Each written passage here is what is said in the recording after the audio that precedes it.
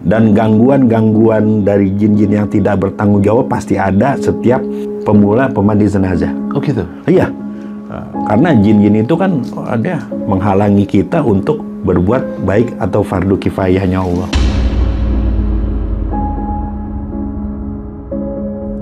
Itu udah banyak polisi apa segala macam, saya masuk, saya lihat itu jenazahnya ternyata dia salah satu penyanyi atau artis yang ya lumayan terkenal lah di masa itu. Di masa itu Perempuan. Perempuan. Cantik. Oh, cantik. Oke. Ya. Kondisinya sangat mengenaskan. Kenapa tuh dia? Ya, bagi saya kesimpulan saya dan para tim adalah dia di-overdosiskan. Kematiannya nggak wajar. Nggak wajar. Setelah mandiin apa segala macam, jadi antara tidur dan tidak tidur dia datang, dia bilang saya nggak bunuh diri. Oh datang? Iya, saya nggak bundir. Ada bangun gitu kan saya, itu ada 4 kali 5 kali lah. Akhirnya minta pertimbangan dari pihak aparat untuk melakukan otopsi. Jadi dibongkar lagi tuh Bang Harfi. Setelah berapa hari dikubur? 3 hari. Oke. Ya turun juga saya tuh. Dengan keterangan saya dipadukan segala macam. Jadi adanya memar-memar. Nah di situ disimpulkan oleh pihak aparat juga semua itu adalah dibunuh.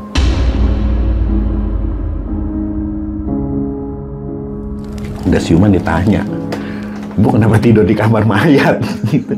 Dia bilang, "Enggak Pak, tadinya nggak di kamar mayat." Nah, terus? Dia kan nungguin anaknya di koridor tuh, gelar itu. Terus ada pemuda, "Bu jangan tidur di sini, di dalam lebih enak." Ibu masih inget nggak? Iseng, bukannya iseng gimana? Penasaran. Ibu masih inget nggak pemudanya? Yang nyuruh. Masih ingat gitu. Kalau ini ibu berani nggak? Saya cerita dari berani. Wah udah mentalnya udah ini nih. Bawa lagi mengarpe. Ke-1, oh bukan. Kedua pingsan lagi. Itu orang. Itu dia.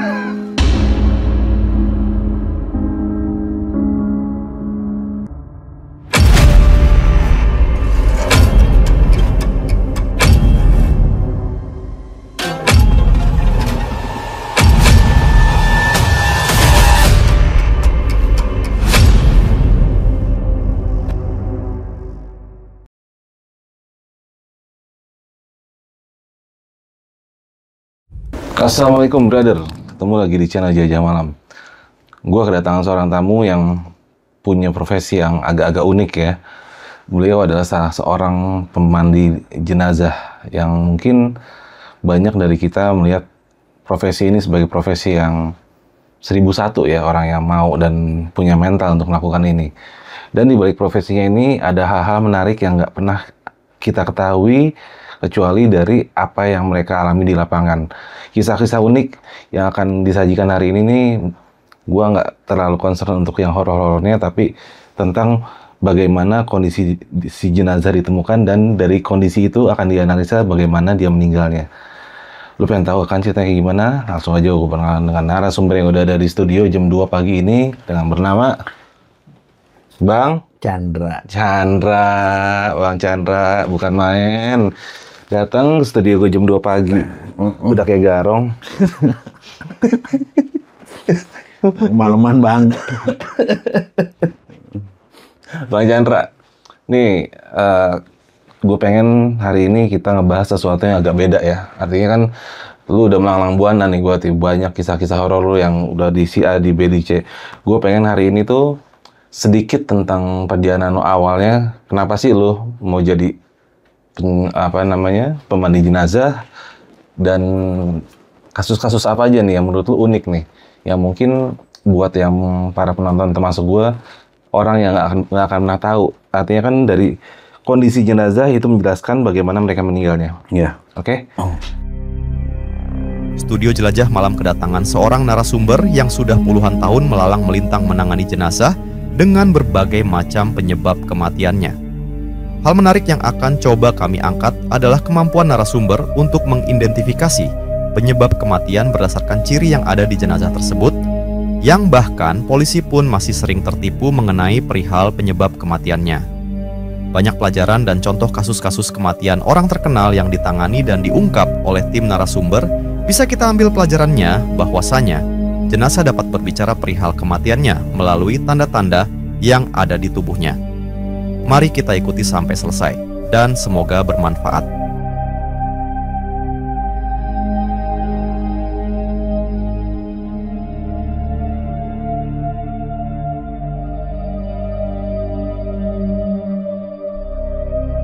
Dari awal apa gimana? Dari awal. Dari awal. Kenapa lu memilih mandiin jenazah, bukan mandiin Elsie? Hobi Bang Arfi dari kecil. Hobi. Oke. Hobi itu hobi yang nggak diduga-duga. Jadi ya mungkin kalau netizen yang sering nonton saya tuh tahu tuh bagaimana kronologi saya menjadi pemandi jenazah. Kan netizen gue belum tahu. Oh gitu. Jadi lagi duduk nih depan masjid. Umur 15 tahun udah ngerokok Bang Arfi. Kan di Tanah Abang bengal. Tapi ngerokoknya depan masjid. Jam 9 pagi itu. Datang Pak Haji itu. Pak Haji Haris. Nunggu, mau kemana Pak Haji? Mandiin mayat, lu mau ikut? Iseng kan mulut. Mayat mandiin. Diri sendiri mandiin biar biar bersih, biar wangi. Dan dia, qadarullah ya. Dia berkata, "Tar lu udah gede jadi tukang mandiin mayat." Gitu. Dia ngomong gitu? Iya, disumpahin Bang Arfi. Nah, wah marah nih gitu. Selang berapa minggu gitu, nggak setiap hari kan orang meninggal. Habis manusia kok tiap hari. Selang berapa minggu gitu, ada orang meninggal lagi, ketemu lagi. Gitu. Tanya lagi mau kemana? Dia bawa tas. Mau kemana? Mandiin mayat. Mau ikut lo? Gua kasih duit. Yang bener. Gua kira-kira waktu itu gua kasih duit lu goceng. Ngeliatin doang. Ngeliatin udah. Iya benar. Oh itu kan ngeliatin doang kan, nggak megang apa. Benar ngeliatin doang, dikasih duit 5.000 Bang. 5.000 dulu tahun 93, 94 ya. Gitu. Itu gede itu. Bisa dapat rokok 2 bungkus buat almarhum ibu, sebungkus, saya sebungkus, sama jajan juga kan ditanya. Duitnya dari mana? Lihat mandiin mayat. 94 mil masih cenggo. Nah, berjalan waktu, besok-besoknya ada lagi. Cuman dijebak. Dijebaknya, males gua ngajak lu. Emang kenapa cuman ngeliatin, nggak bantuin? Dan terus bantuin nyiramin. Gua kasih lu 10.000. Bener, nggak megang kan? Nggak. Udah. Bener bantuin nyiramin. Dikasih dia 10.000. Terus sampai dijebak lagi, sampai gosokin, sampai segala macem gitu kan. Ya udah bisa, udah terbiasa. Sampai-sampai kalau misalkan ada yang meninggal nih, dia nggak ngasih tahu saya nih. Saya datangin rumahnya. Rese nih, ada yang meninggal, nggak ngasih tahu gitu. Marah. Saking udah asik gitu. Tapi ada satu kejadian pada waktu itu, malam Bang Arfi. Malam itu jam 10. Dia ketok-ketok rumah tuh. Ada apaan Pak Haji? Mandiin mayat yuk. Mandiin mayat malam-malam. Iya. Lu 1, gua 1. Mayatnya 2. Iya, lu 1, gua 1. Wah, belum ini Pak Haji, belum apa. Belum apa, kan masih ikut-ikut Bang Arfi. Kalau bahasa sini jadi apa? Masih jadi kenek. Kenek. Iya. Udah, bantuin gua. Lu pokoknya mandi di samping gue nih. Bener nih Pak Haji di samping. Bener di samping. Itu mayat nih. Kok bisa janjian ya meninggalnya? Ini adik kakak yang meninggal. Masih ragu hati tuh. Lu mau nggak? Gitu. Udah boleh dah. Waktu itu kan belum punya motor, belum kita jalan tuh bawa-bawa tas perlengkapan pemandian. Jarak 50 meter tercium tuh aroma tuh. Oh, udah bau. Iya, tercium. Saya bilang begini, Pak Haji, bau apa ya? Ya emang bukan kurang ajar ya guru, udah di situ udah mau nempa mental. Nggak nyium apa-apa gue. Jadi di jalan nih, itu agak ke atas. Nah di sini udah rame tuh hordeng-hordeng buat mandiin. Kebiasaan saya sama Pak Haji dari pertama saya ikut dia memandikan jenazah adalah periksa dulu kondisi jenazah. Baru saya bikin kain kafan, baru memandikan. Nah masuk tuh ke hordeng tuh. Pas masuk hordeng tuh kan ditutupin apa? Udah aromanya udah ini. Pas saya buka, wah mundur Bang Arwe. Kenapa? Ternyata adik kakak tenggelam 3 hari atau 4 hari di Pelabuhan Ratu. Udah Kembung. Oke. Ini mah Pak Haji pulang lah. Nggak mau lah, gitu katanya. Wah, udah padu kifayah, tolong dah di sini. Ya, alhamdulillah sih lulus juga tuh di situ. Cuman kan keringet segini-segini nih. Netes. Orang juga ngeliatin nih, bocah bisa nggak gitu. Kata Pak Haji, bisa, tenang, dia udah sering ikut saya. Tuh, kita selesai mandiin jam 12, itu langsung dikubur juga. Dikubur, kalau di Tenabang kan kuburnya bukan di tanah, Bang Arpi, di karet. Di pemakaman karet maksudnya kan. Udah. Ikut tuh saya, jalannya ikut, tapi setelah dia lurus tuh ke arah Pejompongan, saya balik ke rumah.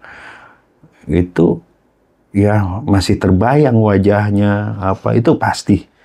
Tuh buat pemula pemandi jenazah pasti terbayang, apalagi masih bocah kan. 5 hari lah terbayang. Dan gangguan-gangguan dari jin-jin yang tidak bertanggung jawab pasti ada setiap pemula pemandi jenazah. Oh gitu? Iya.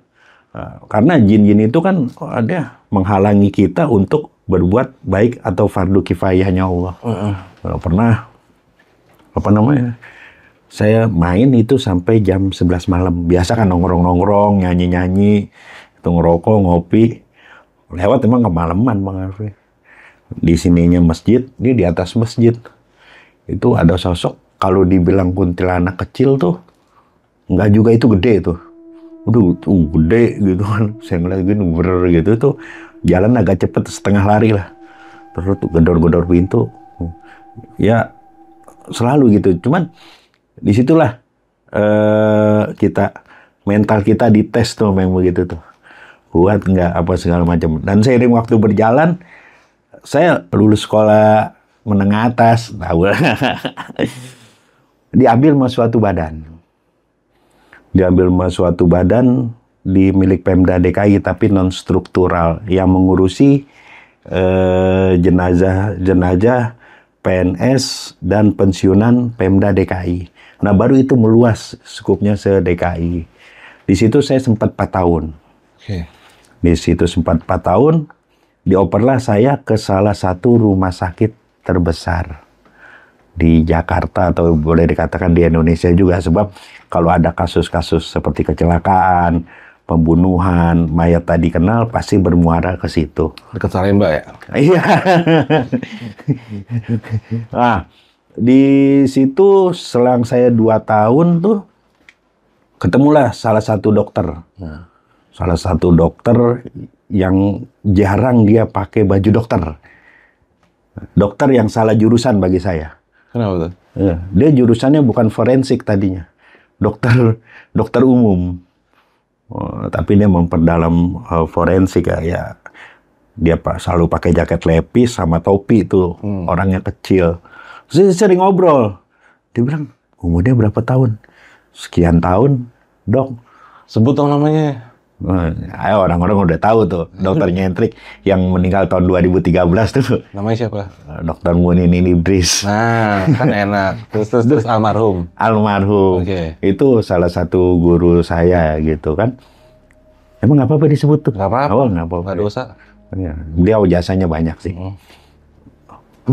kecil-kecil berani ya, maksudnya masih muda berani. Saya tuh sama bau nggak geli, terus megang darah nggak geli, baru mau nggak ikut ke tim. Wah, saya nggak punya pengalaman apa-apa. Jadi ada dokter forensik, ada petugas forensik. Nah, petugas forensik itu harus punya sertifikat. Kalau nggak salah waktu itu belum ada di Indonesia, masih ada di luar. Jadi harus memenuhi beberapa syarat. Dan alhamdulillah ya dia kan dokter forensik yang udah berpengalaman, gampang aja dia kan tek jadi. Dan ikutlah dia. Nah di tahun 2006 kalau nggak salah. 2006 Bang Arfi, ngopi dulu saya. Ngopi. Tahun 2006 itu saya dipanggil oleh tim untuk ke rumah sakit. Itu udah banyak polisi apa segala macam. Saya masuk, saya lihat itu jenazahnya ternyata dia salah satu penyanyi atau artis yang ya lumayan terkenal lah Di masa itu. di masa itu. Perempuan. Cantik. Oh, cantik. Iya. Terus. Cantik. Nah, ini nggak apa-apa ya, nggak nanti dolar kuning gitu kan? Nggak ya? Nggak, bebas di tempat gua mah. Bebas ya. Suka-suka lu. Oh, debrong. Biasanya kalau di podcast di lain-lain itu, Bang, jangan ini terlalu ekstrim gitu. Emang lo main sama siapa ya? Oh gitu. Udah. Nah, kondisinya sangat mengenaskan. Kenapa tuh dia? Ya, bagi saya, kesimpulan saya dan para tim adalah dia di-overdosiskan. Kematiannya nggak wajar. Nggak wajar. Jadi, aku tak biasa, tapi matinya memang tak biasa. Oh, aku tak biasa. Oke, gue tahu itu. Oke, lanjut. Iya. Nah, pertama, asumsi dari pihak kepolisian adalah almarhumah ini overdosis.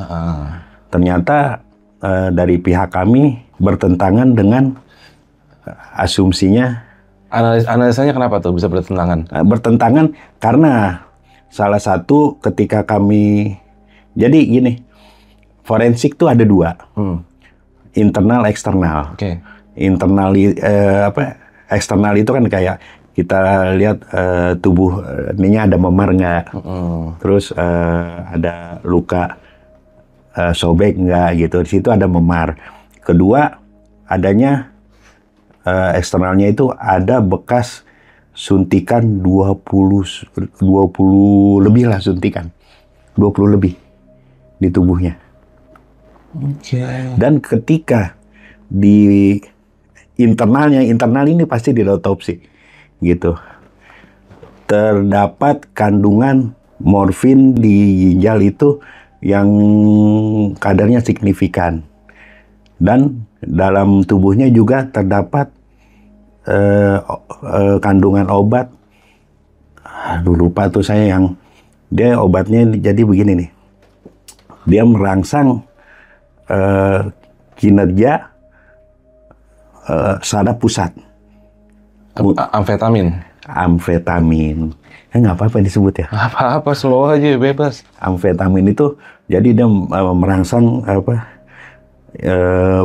saraf pusat untuk melakukan kegiatan psikis untuk merangsang dia tidak ngantuk, terus juga tidak lelah itu tuh. Itu ada 23.000 nanomiligram. Jadi kandungan itu udah jauh di atas ambang. Manusia kalau kandungannya 500 nano aja itu udah mati, Mang Arfi. Ini 23.000. Wow. Gila. Itu 23.000. Wah, miris juga kan.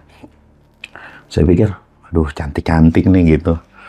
Dan terdapat juga, tapi kami tidak bisa menjelaskan secara publik, terdapat cairan yang keluar dari kemaluannya. Cairan putih, entah Ya, saya nggak ini ya. Yang pasti kondisinya mengenaskan. Ada 20 lebih lubang jarum suntik di tubuhnya. Nah, berangkat dari penemuan itu bahwa kita menyimpulkan bahwa dia itu di overdosiskan. Dengan kata lain dibunuh. Benar. Oke. Ya. Dan akhirnya di situ juga dikembangkan lagi oleh kepolisian dan ditemukan darah juga, ternyata darahnya si pelaku, dan itu ini juga kenalah dia kalau nggak salah 14 tahun. Kalau nggak salah waktu itu manajernya ya itu ya? Iya. Kalau nggak salah. 14 tahun, tapi udah keluar dia kena syarat pembebasan bersyarat. Ini hukum di Indonesia. Ya, Indonesia lah. Aduh, padahal pada perjalanan itu ketahuan dia mau nyogok emas, ketahuan melalui pengacaranya. Kalau sekarang waktu kasus ada artis juga ketahuan mau nyogok kan, kalau sekarang ya itu dihabisin tuh, malah ditambahin hukumannya. Kayak Saipul Jamil kemarin tuh. Iya. Iya kan? Iya. Tahu aja, Bang. Tahu lah. Nah, kalau zaman itu enggak. Itu luar biasa. Sorry gue potong. Itu artinya kalau ada darah dari pelaku, artinya sang korban ini sempat melakukan perlawanan. Iya. Iya dong. Iya. Jadi awalnya itu dihilangkan. Jadi kalau intelijen polisi gitu tidak meneliti apa yang ada. Gitu. Jadi dia meneliti apa yang dihilangkan. Ketika itu dihilangkan, wah itu menjadi kecurigaan. Itu spray. Itu. Dan memang ada memar di bagian sini nih. Ini memar dia. Ini memar. Dan suntikannya ini banyak di sini. Jadi kalau otopsi itu ada dari untuk bedah itu ada yang berbentuk Y, ada yang berbentuk U. Itu untuk wanita tuh. Di ini dulu. Gimana ya? Nggak apa-apa ya, Bang Arfi. Ngomong aja. Diseset dulu tuh bagian payudaranya, diinin, baru kita ini. Itu Y itu. U dulu, baru bikin Y. Itu kebongkar semua.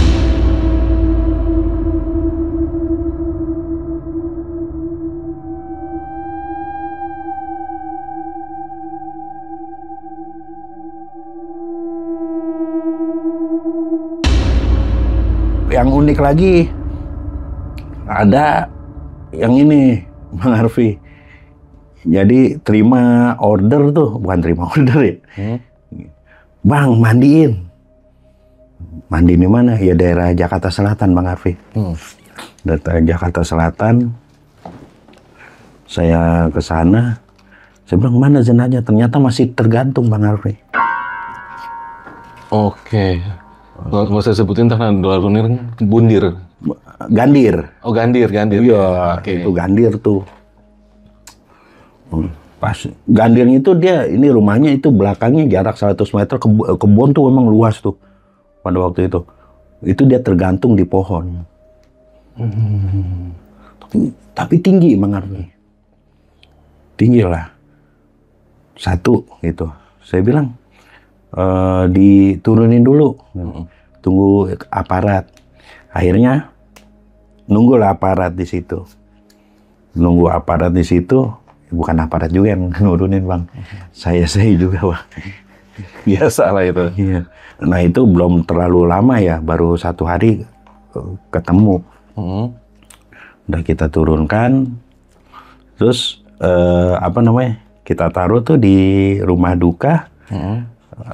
Datanglah dari puskesmas tuh tim medis untuk memeriksa jenazah. Dan yang saya sayangkan pada waktu itu jenazahnya laki-laki, yang datang perempuan, Bang Arfi. Hah? Iya. Tuh makanya sempat marah-marah, saya jadi perhatian tuh tim medis. Kalau misalkan untuk memeriksa kematian laki-laki yang diutus. Ini perempuan yang diutus. Cuman dibuka, diginiin. Nggak ada, dicek mata apa segala macam, nggak ada nadi, nggak ada, gitu doang. Memastikan kematian. Iya. Nah, oke lah.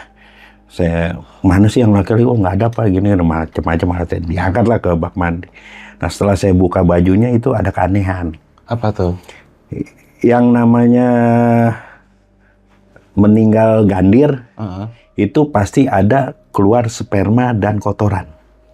Dan lidah melet biasanya? Lidah melet. Itu udah pasti non mata atau melotot karena tersumbatnya aliran oksigen ke otak. Saya utarakan sama keluarga. Ada keanehan nih? Ada keanehan. Dia bilang, wah enggak lah. Ini aja.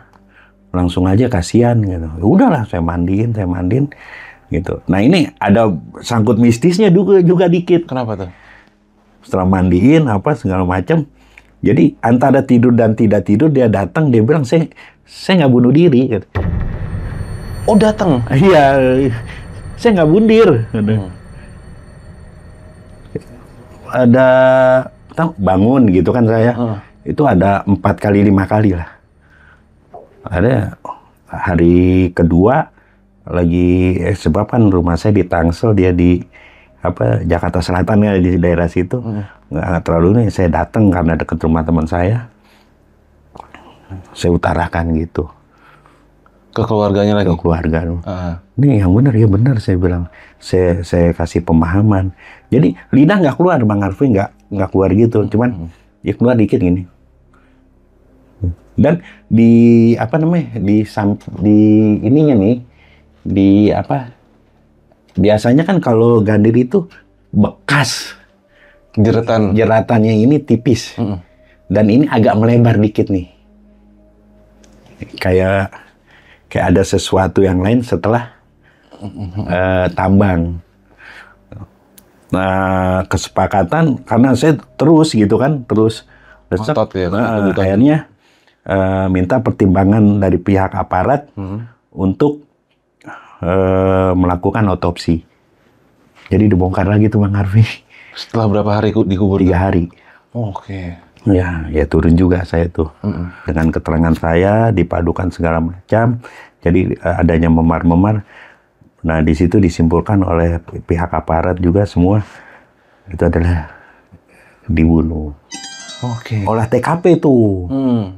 Dia udah dikubur lagi nih. Olah TKP jarak 20 meter dari 50 meteran lah kan itu kesonoan lagi tuh. Itu ada botol gepeng. Oh, minuman keras. Iya, itu kalau nggak salah 5 atau 6 botol tuh. 5 atau 6 botol. Ada kan barang bukti itu ada tuh. Oh gini. Nah, polisi jeli lah siapa diselusuri siapa yang main gini. Ternyata yang ngebunuh temannya juga. Nah, yang bunuh kawannya juga itu berdasarkan kawannya punya utang nih. Gitu, kawannya punya utang. Ini yang satu ya, yang satu lagi enggak. Ini sang korban lagi nih. Lagi, ini bilang ya dia keterangan pelaku ya belaga mau bayar tapi dibeliin botol gepeng dulu, tapi anak sekarang bilang dicekokin. Nah setelah teler itu langsung dijirat, dipegang nih. Ini juga kan ada bahunya tuh dipegang tuh pada diginiin. Tuh agak memar juga kan, agak lebam gitu. Jadi disimpan, ditarik ini set. Jadi meninggalnya bukan di atas tapi di bawah. Baru digantungan karena kejanggalan yang pertama yang saya lihat kejanggalan itu kalau misalkan orang gandir itu dia nggak terlalu tinggi, dia bisa terjangkau oleh dia sendiri. Nah, akhirnya terungkap, ya masuklah mereka berdua. Kena pelakunya? Kena. Oke. Wih, lu bakar lu biar nggak tegang. Gokil bro. Diem jago juga deh, gue nyangka lu. Oh gitu ya. Dari kondisi jenazah bisa disimpulkan penyebab kematian. Iya, seperti gini, penyakit. Misalkan saya bisa lihat dia meninggalnya karena penyakit apa, dengan melihat jenazahnya saya bisa tahu. Contohnya? Sakit jantung. Dia dominan agak biru, merah, biru kemerah-merahan di dada dan di punggung. Kalau sakit gula, diabetes gitu, biasanya dia agak lemas ya. Ininya apa namanya? Dia nggak terlalu kaku kalau diabetes tuh. Apalagi diabetes basah dia nggak terlalu kaku tuh. Lentur ya? Lentur. Terus kalau ini suka salah pemahaman nih. Kalau pemandi jenazah, ini penyakit liver. Penyakit liver itu cenderung kuning dan perutnya keras. Nah, kebanyakan pemandi jenazah, kalau muslim kan harus dikeluarkan kotorannya tuh Bang Arfi. Gitu. Tapi kalau liver itu kita nggak boleh diurut. Kenapa tuh? Yang keluar itu bukan kotoran, tapi darah dan usus.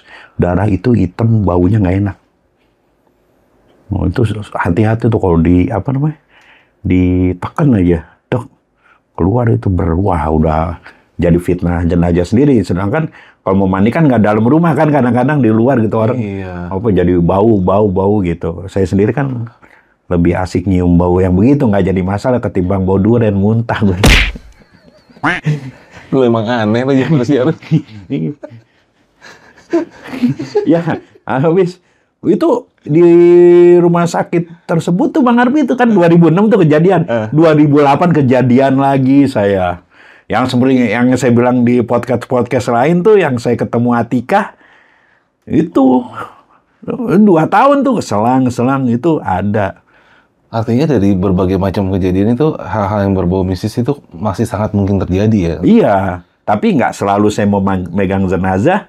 Ada hal mistisnya, tapi ada hal lucunya juga. Gimana tuh? Iya, saya biasanya di kamar jenazah sendiri tuh, mandiin tunawan. Tunawan itu jenazah yang tidak dikenal, yang nggak ada identitas. Mr. X lah? Iya, kayak ODGJ apa segala macam. Jadi kan ini nih, kalau saya mandiin, ada ini nih, saya sedia sikat gitu. Kalau ada yang bergerak tikus apa saya sambit. Ada yang bergerak tikus saya sambit tuh, kena lemari pendingin. Suaranya kenceng, duar. Di luar kamar mayat itu ada yang teriak Bang Arfi. Ibu-ibu, wah gitu kan. Saya kaget dong. Saya masuk gitu. Saya mau keluar gitu, saya buka pintu. Pala saya nongol Bang Arfi. Ada apa Bu? Kenapa teriak? Lari. Lari. Saya bilang, buset. Apa dia ngeliat muka gue kayak setan ya? Ada dikejar kan sama satpam. Gitu. Bang, ibu-ibu kenapa? Abang gila ya? Kenapa mau ibu-ibu semaput? Sampai dimasukkan ke ruang perawatan. Gitu, sampai ditenangin sama mereka. Emang kenapa sih Bang ibu-ibu sampai lari teriak gitu? Sampai sawan katanya. Ya saya cerita kan biasa gue nyambit. Iya. Ya dia teriak di luar, kepala gue nongol. Gue tanya ada apa Bu? Gitu kan. Abang gila. Lihat abang nongolnya di mana? Oh iya di kamar mayat. Ente kadang-kadang. Iya. Lu bener juga selalu. Kalau misalnya ada penyakit jantung kena juga tuh Bang, aneh Bang. Wah, macam-macam. Pokoknya ada aja. Pernah gini. Ada berapa? Kecelakaan Bang. 4 orang. Benar, iya. Mana sendiri lah ya, biasanya ada yang bantuin gitu. Terus keluarganya saya bilang, oh ini Bang. Keluarganya ada yang mau bantuin nggak? Jadi keluarganya itu sebelum dibawa ke situ dia udah dilihat kondisi jenazahnya tuh. Jadi nggak mau bantuin. Nggak mau bantuin. Nah, masuklah saya. Kan tadi masuk, saya bilang, kok ada 5 mayatnya? 1 nggak ditutupin gitu Bang Arfi. Ibu-ibu. Tapi masih napas. Hah? Iya. Terus? Kejadian tuh 1:30 malam. Saya bilang, lu gila kali pada ya security sama petugas kamar itu. Kenapa Bang? Lu lihat no. Mayatnya kok ada 5 ibu-ibu. Lu orang masih hidup dimasukin kamar mayat. Bang demi Allah Bang. Nggak ada ibu-ibu katanya. Gue masukin jenazah 4. Coba lihat dulu. Pasti lihat, oh iya Bang. Masih hidup. Dibangunin tuh ibu-ibu. Orang masih bernapas kan ketara Bang Arfi. Bu, ini ngeliat gini dong Bang Arfi. Pingsan. Pingsan. Dibawa tuh. Dibawa, ngurusin tuh dulu jadinya Marfi. Akhirnya udah siuman nggak lama sih pingsannya. Udah siuman ditanya, "Ibu kenapa tidur di kamar mayat?" Gitu. Dia bilang, "Enggak Pak, tadinya nggak di kamar mayat." Nah, terus? Dia kan nungguin anaknya di koridor tuh, gelar itu. Terus ada pemuda. Tuh penglihatan dia tuh kasurnya enak, AC terang apa segala macam. Pas dibangunin di kamar mayat. Nah, udah gitu. Ibu masih inget nggak? Iseng, bukannya iseng gimana? Penasaran. Ibu masih inget nggak pemudanya yang nyuruh? Masih ingat gitu. Kalau ini ibu berani nggak? Saya cerita dari berani. Wah, udah mentalnya udah ini nih. Bawa lagi mengarpe. Ke satu, oh bukan. Kedua pingsan lagi. Itu orang. Itu dia. Lu jadi kerjaan dan mati tadi aja nggak gitu. Itu dia tuh. Dan banyak mengalami tragis-tragis, apalagi kalau ada korban-korban kecelakaan ya. Dulu ada anak muda usia 21 tahun tuh. Dia korban kelindes kontainer. Ya. Jadi ininya dadanya hancur nih. Pas saya buka gitu, loh palanya mana? Masih di helm bang. Naik motor. Oh, helmnya Nolan. Itu jadi gini. Roda itu ngelindas apa namanya? Helmnya melejit dia. Oh, iya. Langsung ke habis gitu. Saya apa namanya?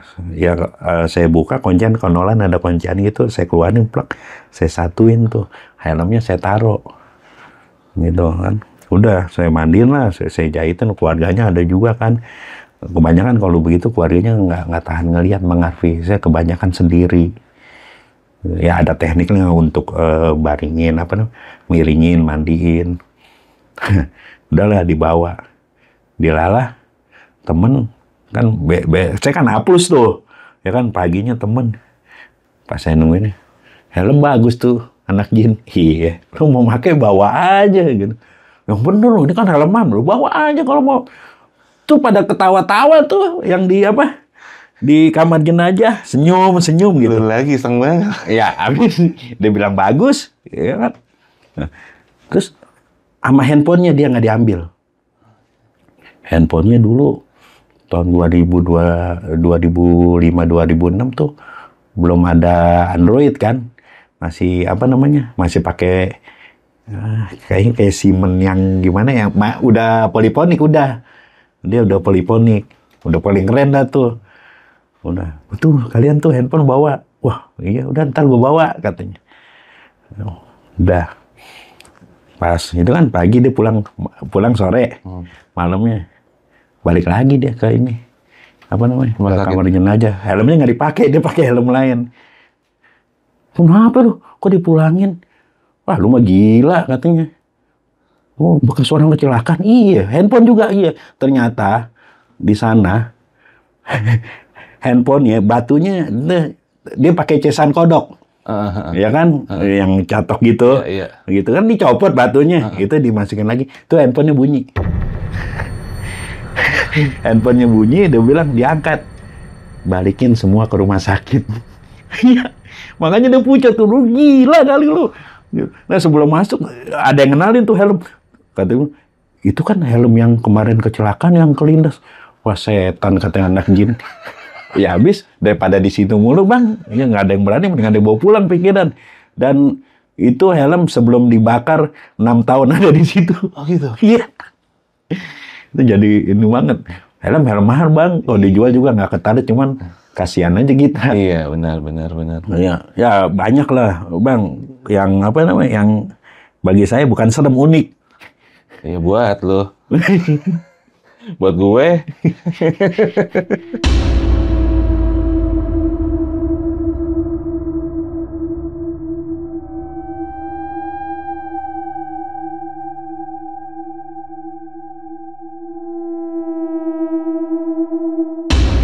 Kalau di rumahan sih ya jenazahnya biasa ya sakit-sakit gitu kan.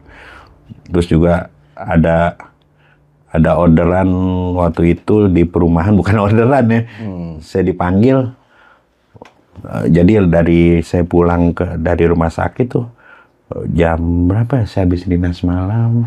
Dari sana jam 7, jam setengah 9 dah sampai rumah. Jangan mandiin, katanya. Mandiin di mana? Sono gue capek. Lu aja dah, Det. Ada murid nih. Gua abang aja lah gitu. Datang. Ini jenazah emang belum ketemu, Bang. Jenazah nih di kali pintu air. Tenggelam. Oke. Yang benar, kenapa udah udah dipasin meninggal ya? Udah pasti meninggal, Bang. Dari semalam tenggelam. Jadi di pintu air itu ada baterai gini tuh, ada tembok-tembok begitu. Gitu. Dia dulu sih, Bang, yang mancing ikan pakai jala gitu tuh. Yang nganco tuh yang ditarik. Yang ditarik begitu tuh, kecebur di situ. Gitu. Itu satu paket tuh, Bang. Sambil nyari mayat saya. Di kali. Ya memang ada kebisaan ya dikit ya. Gitu. Gimana tuh caranya tuh? Minta selampainya dia, Bang. Minta selampainya dia, ludahin, udah buang ke kali. Nggak lama, sejam lebih lah muncul. Itu kayak pawang mayat. Mayat teman dia datang mulu. Muncul itu parah amat banget pawang mayat. Orang mah pawang ular kayak abang, ini mau pawang mayat. Ada di situ yang saya berhasil temukan 4 jenazah. Tuh yang termasuk yang itu metodenya ya kasarnya begitu, saya minta sampai saya ludahin, makanya ada yang komen, oh ini Bang Chandra gini gitu. Sekarang kalinya udah aman tuh, udah cetek, dulu mah dalam, Bang. Kali mana sih? Pintu air. Kamburan. Situ itu sering makan korban situ. Oh gitu. Ya karena pas dinding begini udah cerukan dalam tuh situ tuh. Udah aneh. Berenang juga, orang kagak ada yang berani. Mau berenang, itu bawa ke pinggir, udah angkat, mandi di rumah dulu, udah baru mandiin dia. Itu maksudnya menangani kayak gitu tuh udah bisa dibilang udah mati rasa ya, udah santai aja ya. Iya, jadi gini, Bang, memandikan jenazah tuh cuma 3 dilawan. Nggak tega, harus dilawan tuh rasa nggak tega. Rasa takut harus dilawan. Kalau pemandi jenazah takut ya pensiun. Iya. Itu rasa geli. Itu harus dilawan. Itu yang paling-paling tuh. Iya, kalau pemandi jenazah punya rasa geli, pensiun dini cepet-cepet. Jadi kalau gue nih, Bang, megang jenazah yang busuk kan pakai sarung tangan tuh, pakai glove. Apa tuh? Kamu tahu tuh. Namanya tuh lupa tuh saya. Itu megang jangan enggak, udah langsung brek gitu, udah. Kayak ngangkat-ngangkat mayat di Aceh, udah angkat aja, dia udah busuk angkat aja. Loh, di Aceh kan 2004. 3 hari di Melabo. Pokoknya asik aja yang berhubungan dengan mayat, walaupun bau kayak tahun kemarin kan yang di Torrent tuh evakuasi. Tahu gua tuh. Iya. Itu ente juga? Iya, sama tim. Oh, gokil juga sih. Di mana-mana tuh ya. Ya kan namanya hobi, ada mayat di mana juga kejar, Bang. Tuh denger tuh, hobi cuy, hobi. Gila, gue mau hobi main game tuh. Lu hobi mandiin mayat. Iya, jadi asik aja gitu kalau udah bantuin orang, makanya ada slogan, sahabat di kala duka. Ya mau dibayar kayak mau nggak, yang penting gue megang mayat aja udah seneng udah. Oh gitu. Iya, kan udah digaji pemerintah, Bang. Benar. Nah, ini pengen gue tanya nih, kondisi paling ekstrim mayat yang pernah lo tanganin tuh gimana sih, Bang? Iya, mungkin bagi saya sih nggak ada yang ekstrim ya, biasa aja ya. Ya paling tabrak kereta. Paling tabrak kereta, bro, paling, buset. Itu kondisinya gimana yang paling itu tuh? Ya, mengutin dulu. Jadi, kalau di Jakarta tuh ada yang namanya palang hitam. Palang hitam itu adalah bagiannya dia, kalau orang ketabrak apa tabrak kereta tuh dia yang mungutin tuh Bang Harfi ke kantong jenazah tuh, kepalanya, otaknya apa tuh harus tuh. Nah, bagian merapikan di kamar jenazah tuh saya. Jadi kayak main puzzle. Itu badan udah berantakan. Udah. Oke, lanjut. Ya kalau dibilang ekstrim ya bagi saya nggak ada yang ekstrim karena udah biasa gitu ngeliat jenazah yang kayak gimana biasa kasarnya ngeblank jenazah tuh udah biasa. Gue lebih tega ngeblank jenazah tapi kalau untuk motong ayam tuh nggak tega Bang Harfi. Yang kayak harus dilestarikan bro. Udah langka bener. Ya begitu di podcast orang ditanya kadang kan ditanya Bang pengalaman mistisnya apa gitu. Ini kan agak beda nih channel kan. Itu nanyanya beda. Kalau Bang ketemu setan nggak? Ada banyak yang ngedoain mudah-mudahan katanya anak jin ketika mandiin ketemu pengalaman mistis biar cerita lagi kan. Doainnya kurang asem kan. Kalau setiap mistis gila juga saya kan. Memang kayaknya kan gue pengennya lu yang beda-beda di sini, jangan setan-setanan mulu. Nah, ada lagi Bang. Nah, apalagi tuh? Ini di salah satu komplek kepolisian Bang. Untuk gue ditangkap nih Bang. Kagak, ada gua tenang aja. Gitu. Mantap dah JM. Tanggung nih. Emang lu main sama siapa? Lanjut. Oh, nafsu amat. Seneng gitu. Udah mulai nafsu sama mayat. Jadi waktu itu ibu-ibu yang ngurus. Chan, mandiin di komplek ini, gitu. Tapi komplek kepolisian ya. Udah datang dah tuh sama ambulan, sama perlengkapan mandiin. Udah datang, udah ada nih, kecium lagi bau kan. Waduh, saya bilang, jenazah masih di kamar Bang. Jadi kondisi jenazah itu udah meledak Bang. Udah berapa hari? Kurang lebih 10 hari, 12 hari. Ya. Udah banyak binatangnya ya? Kalau saya kan cukup pakai masker biasa udah. Tapi bagi warga situ kan nggak biasa.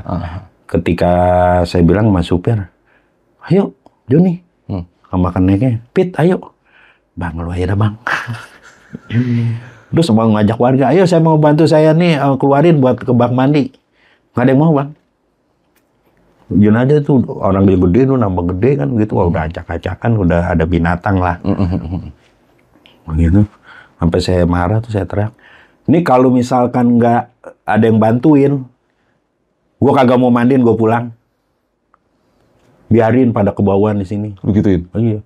Anaknya udah nangis, Pak. Udah Pak, jangan ngambek Pak. Bukan ngambek, sendiri mana kuat Bang.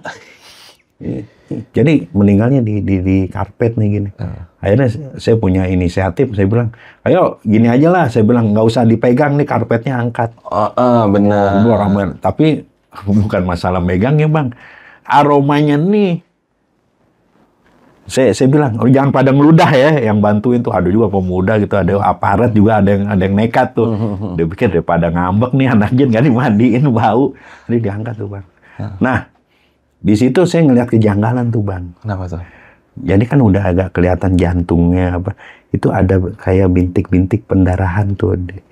Bintik-bintik darah agak. Jadi gimana ya? Ungunya hitamnya agak beda dan ada bintik-bintik tuh. 40% tuh bintik-bintiknya. Itu jadi kecurigaan saya. Indikasi apa itu? Diracun Bang. Oke. Gitu. Kalau dibedah lagi di otaknya itu 30% di otak itu ada pendarahan kayak bintik-bintik darah tuh. Tuh, dan beda lah. Dan di situ karena komplek ya, komplek itu ya saya gini, ya ini diusut, ya ternyata ada yang sakit hati sama dia. Dan itu emang ada tahu minuman cepat saji tuh McD itu di situ tuh. Dari situ racunnya? Iya, dia minum nggak curiga gitu. Tapi dia nih yang ngasih minuman nih sakit hati, ini berkat ucapannya dia yang nggak enak.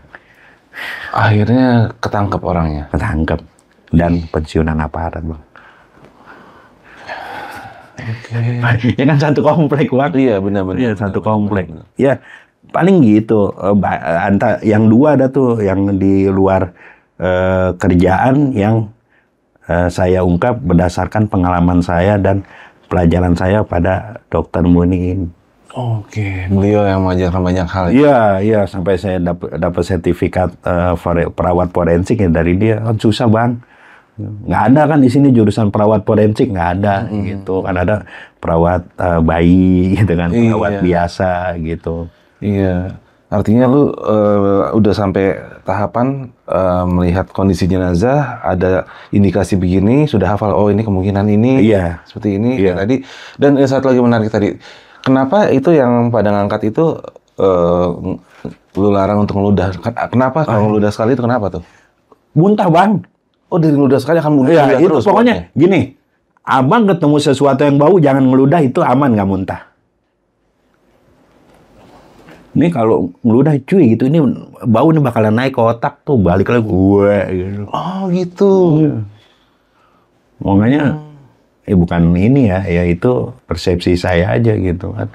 Tapi ya saya ngangkat COVID gitu kan. Nah, COVID itu makamnya kan ketika dia divonis COVID dan meninggal, dan makamnya itu ditentukan oleh pemerintah pada waktu itu. Nah, selesai COVID, orang-orang yang tadi kerja di Jakarta kena COVID meninggal gitu kan, itu minta digali, dipindahin ke daerahnya, Bang. Itu kurang lebih saya mindahin ada 80. 80? Digali ulang? Digali ulang. Berulang? Iya. Ya, bermainlah dengan utak gitu. Iya sih. Oh gitu. Iya. Kok pas COVID-nya nyusahin, habis COVID-nya nyusahin juga, Bang, tuh COVID tuh.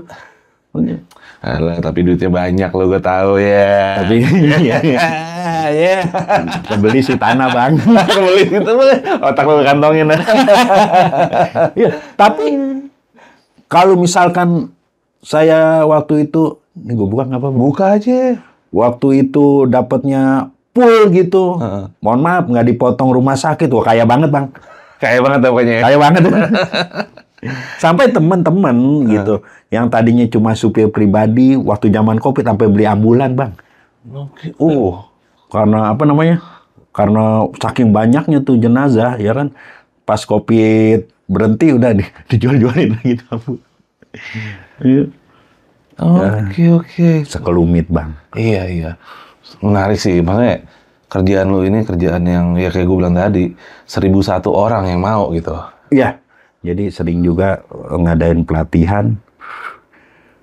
Dia ratusan lah gitu. Nanti videonya ada dari SMA ke SMA, foto-fotonya ada dari SMA ke SMA. Dan jadi cuma satu, pemabok lagi. Pernah cerita kan? Lagi di Masjid Al-Husna, ada tuh 25 orang yang ikut, cewek cowok. Kalau saya ngajarin mandi jenazah nggak pernah pakai boneka, Bang. Orang asli ya? Orang asli. Feel-nya kena. Benar. Ya, jadi kalau dibungkus tuh sempurna. Nggak ada yang mau. Di luar. Aneh aja nih, Bang. Ikhlas, aneh redo, tapi goyang bau intisari. Daripada nggak ada. Dia jadi? Dia, udah, kata senior situ kan, udah Tat, bungkus, gitu. Udah. Mau mandiin gitu. Nih cara mandinya gini, kan dibungkus hasil itu. Ya pocong. Pas mau ditutup gitu, dia, Allahu Akbar, Allahu Akbar. Kenapa dia? Buka. Takut mati. Ingat mati, dia bilang. Udah, nggak diterusin itu. Ini mandiin jenazah nggak diterusin karena nggak ada yang mau. Pas ya seminggu, 5 hari atau seminggu dah dia nelpon tuh, Bang, boleh nggak ikut mandiin mayat? Boleh, tapi lu ibadah lu benerin dulu. Oh tuh bener, sampai sekarang ya jadi di sekitaran Tanah Abang tuh kalau nggak ada saya tuh dia tuh namanya Dedi. Oh gitu. Ya, itu satu-satunya, Bang, yang jadi. Kayak guru saya Haji Aris. Pertama saya yang jadi. Kedua yang ada tuh Ustadz Usuf ada. Tapi dia nggak jadi banget. karena Haji Ari sekarang kalau ada mayat bermasalah itu pasti nanya saya itu Bang. Loh, Chan, ini pendarahannya nggak bisa dihentiin nih gimana nih gitu. Dia pasti nanya tuh. Tapi awalnya saya belajar sama dia. Ya kan abang udah dapat pendidikan dari dokter tadi itu kan. Iya. Oke. Nah itulah, kayak tadi kan hidayah itu nggak tahu ke siapa ya. Artinya malah yang anak tukang mabok ini jadi ya kan. Jadi sekarang ya alhamdulillah sih ibadah. Cuman anaknya nyeleneh kan. Belum lama dikejar-kejar tuh. Kenapa? Ya menghina presiden kan. Itu artinya Enggak, jadi gini, saya yang ngajar dia agamanya apa segala macam tapi bablas. Ekstrim dia. Oke. CJ PKI dibikin spanduk. Akhirnya dibel kan sama anak-anak. Si J ini yang bermasalah. Ya udah dah. Ijazah. Waduh ini, dicari lah dia. Dicari, dipanggil saya tuh. Ini yang ngebentuk lu nih, ya anak gini. Ini murid yang nurut nama lu dibilangin ya. Emang ada di mana? Di Rangkas Bitung, di Lebak. Daerah Malingping tuh. Kan pedalaman gak dicari. Ke situ, udah nasihatin lu. Kan abang, jihad bang. Pala lu jihad. Makanya orang suka salah persepsi, baru ajarin. Islam tuh ada 3. Tolol. Iya. Tauhid, syariat, jihad. Jihad ini bab paling akhir. Lah terus, tauhidnya emang mantap dong. Pokoknya, wah, gua percaya nih sama Allah. Nah, gua kalau bagaimana gua cari masuk surga, ya kan? Wah, gua cara untuk masuk surga paling dekat yaitu jihad, gitu kan?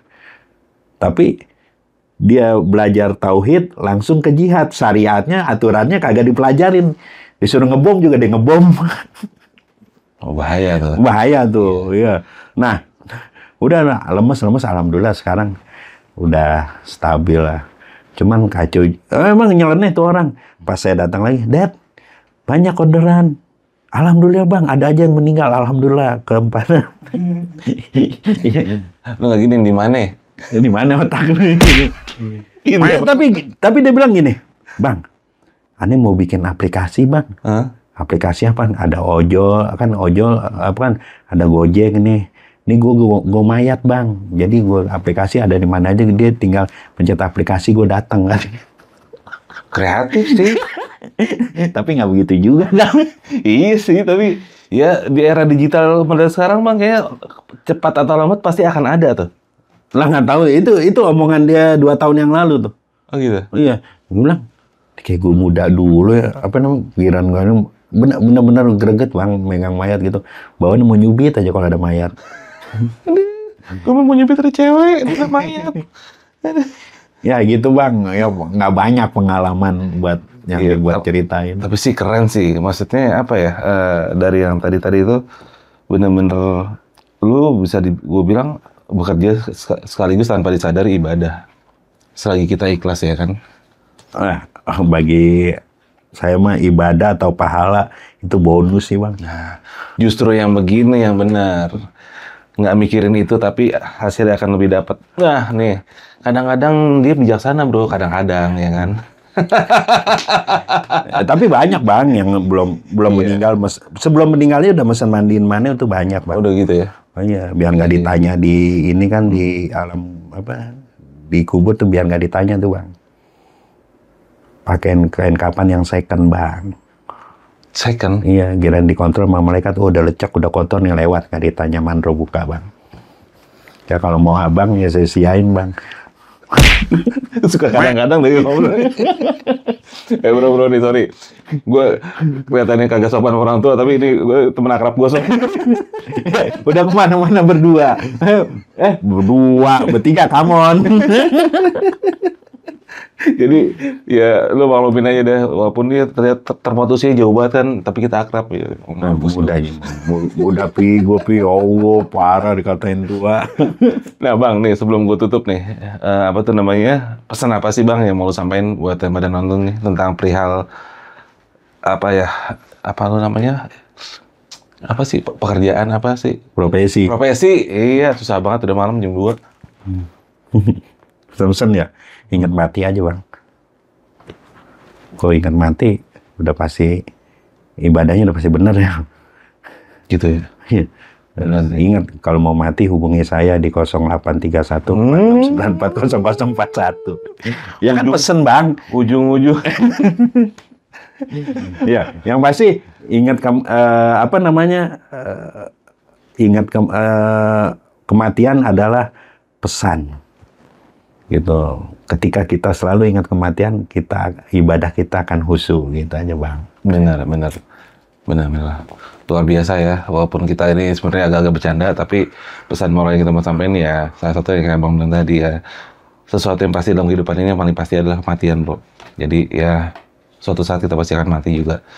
Tapi masalahnya kita mati dalam keadaan yang bagaimana ya kan? Itu benar. Dan jangan lupa kematian itu mencerminkan kehidupan kita sebelumnya. Kan ada tuh teman saya tuh yang pemandu wanita tuh, si Mbak Tia tuh, ya kan, wow dia seru tuh kejadian. Undang lagi tuh Bang Arfi. Tenang. Entar dulu, lu tadi sempat nyinggung masalah apa Aceh, lu sempat di Aceh ya? Iya. Next episode lu kupas ya sama gue ya. Itu belum lu ceritain mana-mana kan? Belum. Nah, cakep. Gue booking. Oke bro, next episode dia selama di Aceh ngapain aja dan apa aja yang dilihat, ini kayaknya seru juga nih. Gua Alvin Rijaya Malam dan Bang Chandra Anak Jin pamit undur diri dulu, sampai ketemu di episode selanjutnya. Assalamualaikum warahmatullahi wabarakatuh. Gitu brother.